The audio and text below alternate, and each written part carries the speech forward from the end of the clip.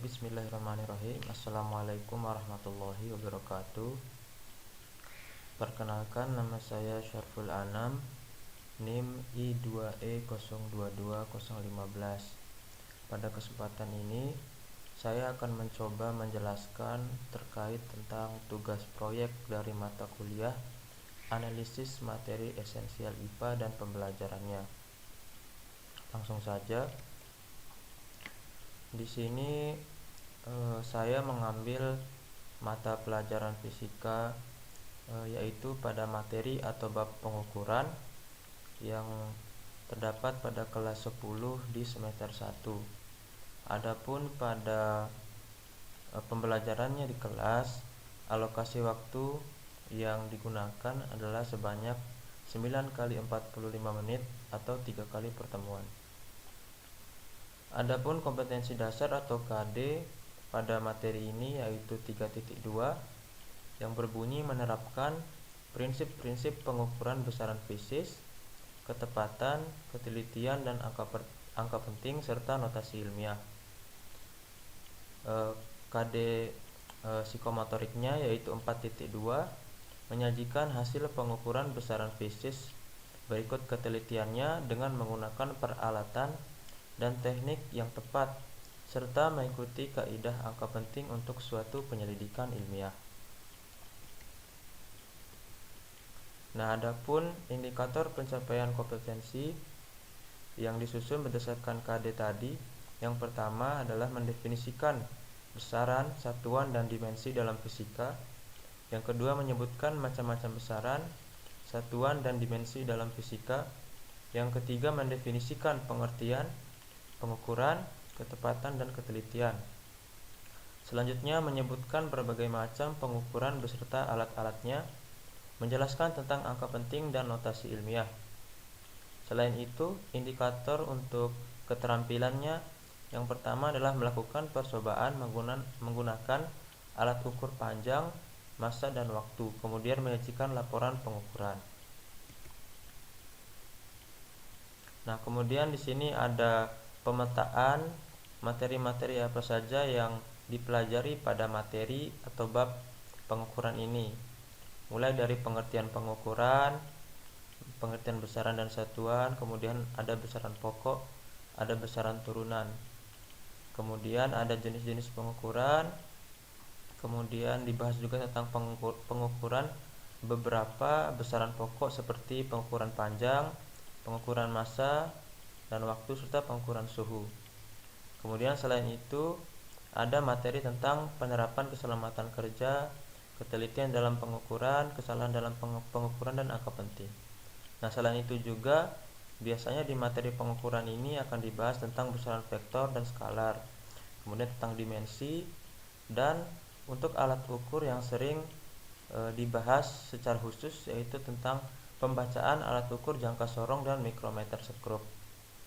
Dan tidak lupa juga ada operasi angka penting, baik penjumlahan, pengurangan, dan perkalian dan pembagian. Dan ada juga cara menulis notasi ilmiah. Nah, karena mata kuliah ini terkait analisis materi esensial, di sini saya mencoba mengidentifikasi mana materi yang lebih esensial dari materi yang lain. Menurut saya materi yang esensial itu yang pertama tentang pengukuran itu sendiri, kemudian besaran baik itu besaran pokok ataupun turunan, kemudian tentang satuan, dan biasanya yang paling penting dibahas itu tentang pembacaan alat ukur panjang yaitu jangka sorong dan mikrometer skrup. Angka penting dan operasinya juga sangat esensial. Kemudian ada juga notasi ilmiah. Adapun materi-materi lainnya juga cukup penting. Nah, kemudian untuk sedikit penjelasan tentang materi pada bab ini, ada beberapa istilah. Yang pertama adalah besaran. Besaran adalah segala sesuatu yang dapat diukur dan hasilnya selalu dapat dinyatakan dengan angka. Nah, misalnya kita mengukur berapa panjang dari sebuah meja. Jadi di sini besarannya itu adalah panjang. Kemudian istilah berikutnya adalah satuan. Satuan adalah segala sesuatu yang menyatakan hasil pengukuran atau pembanding dari suatu besaran. Nah, tadi kayak misalnya kita mengukur panjang suatu meja. Jadi untuk menjelaskan seberapa besarnya nilai daripada suatu besaran tersebut, ada yang namanya satuan. Misalnya untuk panjang itu satuannya meter, sentimeter, dan lain-lain. Kemudian ada istilah pengukuran, di mana pengukuran adalah kegiatan menentukan atau membandingkan suatu besaran, dimensi, atau kapasitas dengan suatu standar atau satuan ukur tertentu. Nah, jadi kayak tadi itu kegiatan kita membandingkan dari titik tertentu ke titik tertentu lainnya, seperti besaran panjang tadi itu kita melakukan pengukuran dalam besaran panjang, dan kemudian nanti setelah hasil pengukuran yang kita ketahui dapat kita tuliskan dengan satuannya. Jadi ketiga istilah ini saling berkaitan. Nah, kemudian besaran itu secara umum dibagi menjadi dua, yaitu besaran pokok dan besaran turunan. Adapun besaran pokok merupakan besaran fisika yang satuannya telah ditetapkan dan tidak diturunkan dari besaran lain. Ada 7 besaran pokok: panjang, massa, waktu, suhu, kuat arus, intensitas cahaya, dan jumlah zat.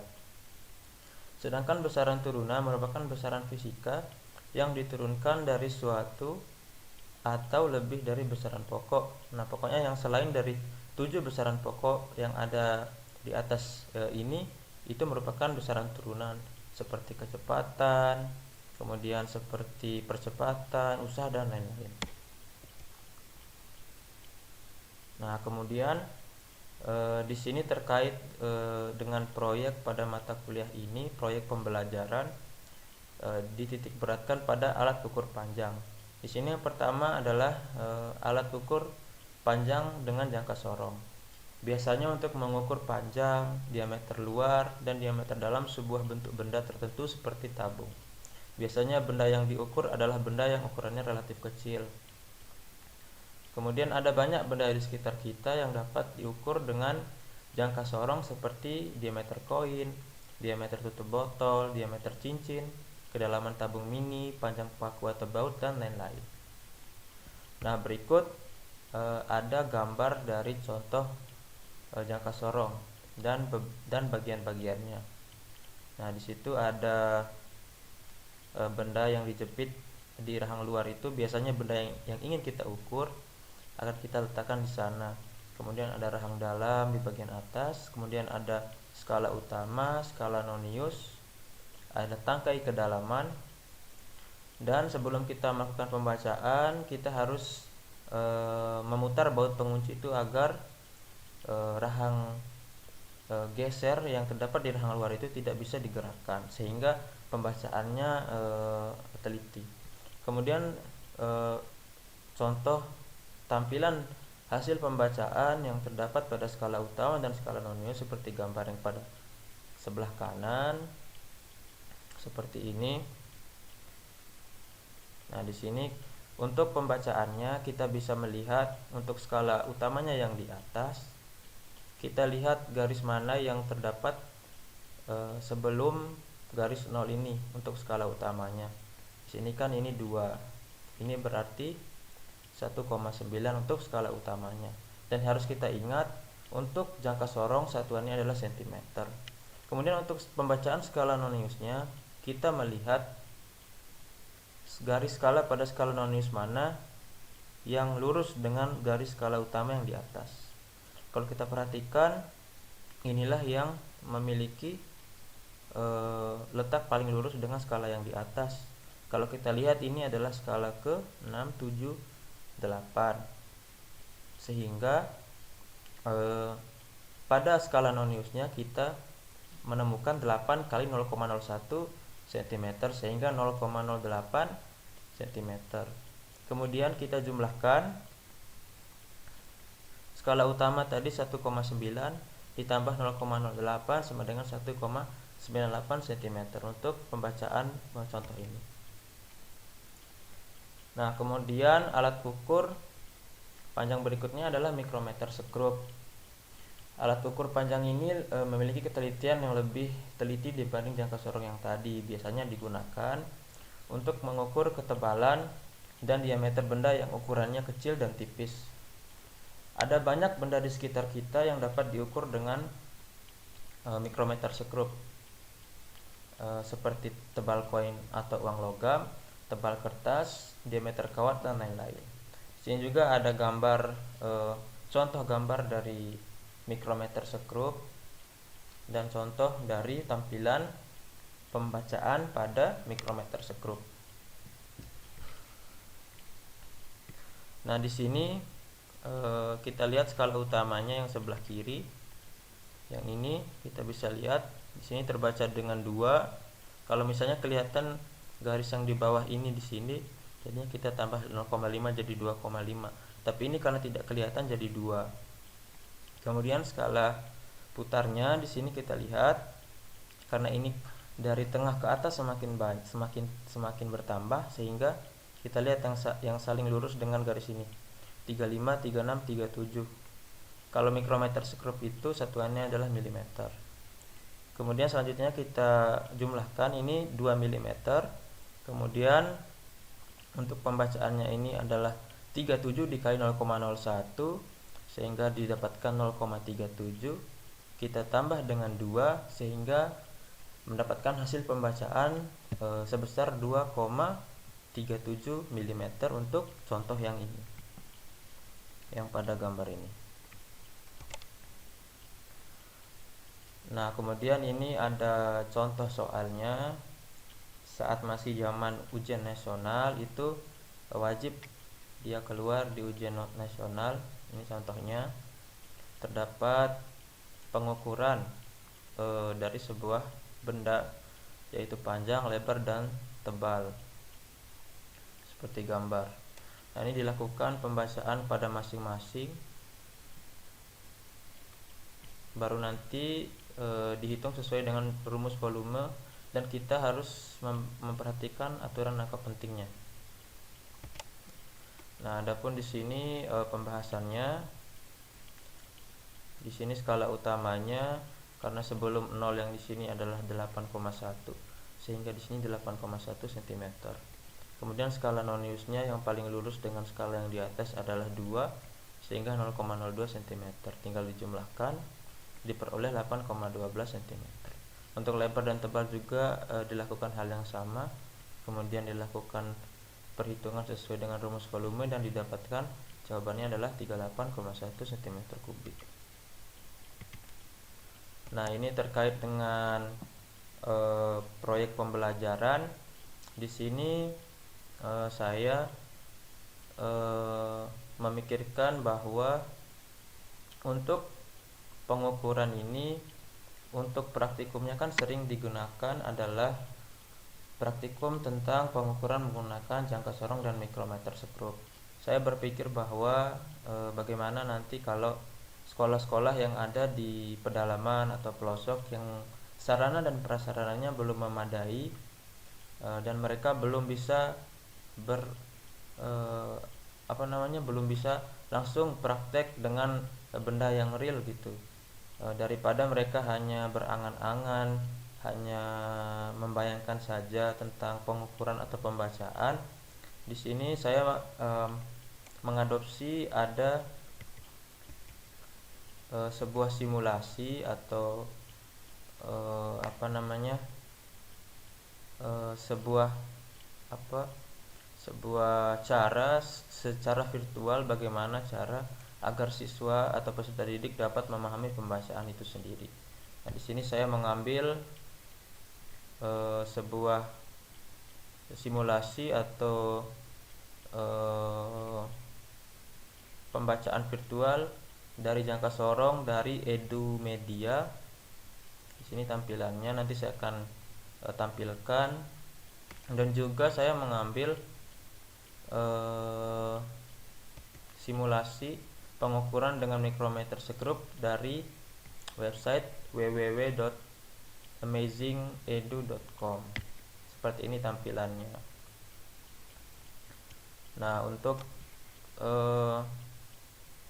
contoh penggunaan daripada simulasinya berikut akan saya coba tunjukkan. Yang pertama untuk jangka sorong.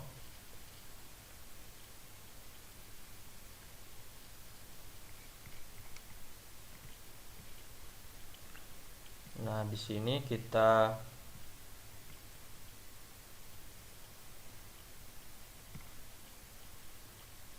mencoba menggeser, kita bisa menggeser rahangnya sedemikian rupa.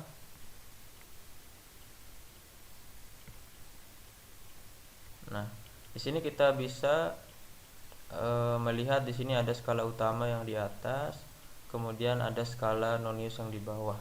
Di sini kita bisa mengatur apakah kita ingin menampilkan hasil pembacaan atau tidak. Nah, sebelum kita memberikan hasil pembacaan untuk pengajaran di kelas, sebaiknya kita menonaktifkannya dulu. Kita memberikan kesempatan siswa untuk mencoba menjawab. Nah, di sini di skala utamanya kan terlihat bahwa pembacaannya di sini adalah angka 0 ini di sini. Kemudian dia terletak setelah 8 dan sebelum 9. Jadi kita mengambil skala utamanya adalah sebesar 8 cm. Kemudian kita lihat skala noniusnya yang mana yang paling lurus dengan skala yang di atas. Kita dapatkan di sini adalah yang 6, sehingga 0,06 cm ditambah dengan 8 sehingga diperoleh pengukurannya adalah 8,65 cm.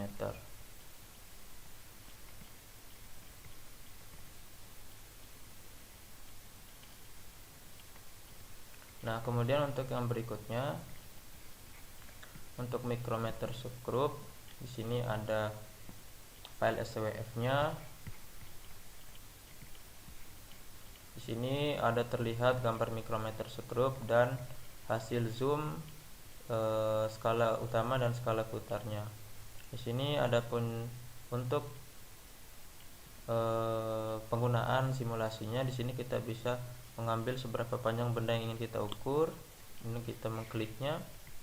Tidak lupa kita harus memutar sampai dia terkunci. Kemudian kita mencoba membaca sebelum kita mengetik hasilnya di sini. Nah, kalau kita perhatikan di sini tidak terlihat yang ini sehingga 13,5. Kemudian di sini adalah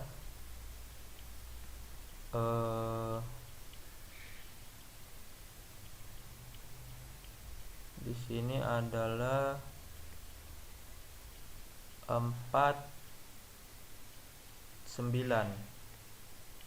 sehingga 13,5 ditambah 0,49. Jika benar hasil perhitungan kita 13,99.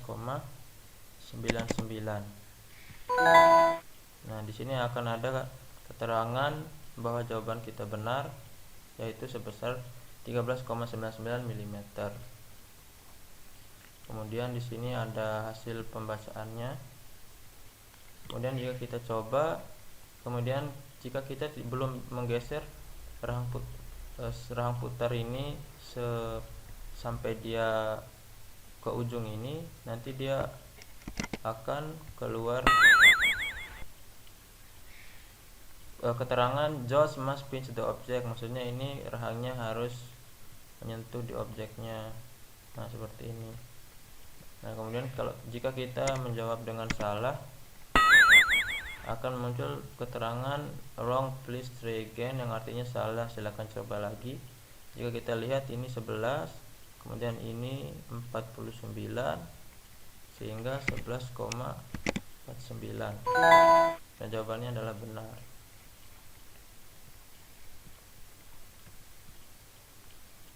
Baik, mungkin itu saja yang bisa saya sampaikan. Lebih dan kurangnya saya mohon maaf. Wabillahi taufiq wal hidayah. Assalamualaikum warahmatullahi wabarakatuh.